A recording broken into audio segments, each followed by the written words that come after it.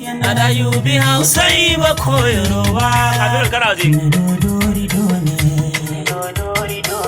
Na sanya mata gari a duniya da kowace so ne silar kokanta. Ina hawa warwafin wa maulidin kowace na cikin barcinta. Zance su so ku ya sani damuwa kowace ta yarda da ni aure ne burinta. Dan Allah mu tausayawa mata, kun ji maza mu rangwantawa mata. Dan Allah mu kyautatawa mata, kun ji maza mu ranga cutar mata. Dan Allah mu tausayawa mata, kun ji maza mu daina cutar mata. Dan Allah mu daina dukan mata, kun ji maza mu tausayawa mata. Dan Allah mu dangantawa mata. Abin ina zuwa kanka. Kun ji maza mu tausayawa mata. Ko mata ku dauki aure bauta.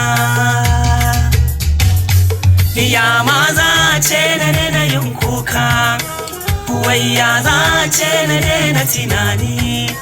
Ya maza ce na daina yin kunci, bayan zuciya da ni da damuwa. Ya maza ce na daina yin kuka, ya maza ce na daina tunani. Ya maza ce na daina yin kunci, bayan zuciya da ni da damuwa.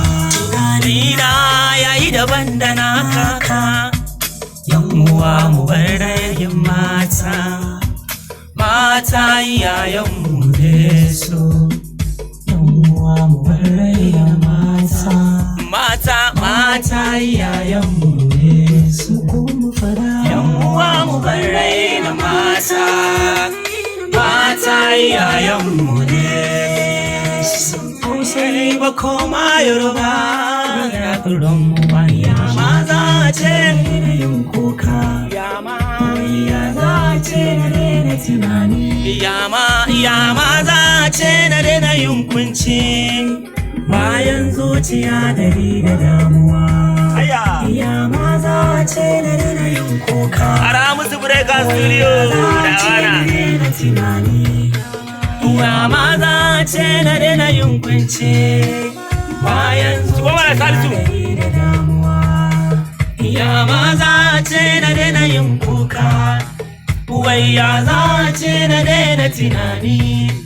Ya maza ce na daina yin kunci, bayan zuciya da ni da damuwa. Yawa mu bar raina mata, mata iyayenmu ne su. Hausa Igbo ko ma Yoruba.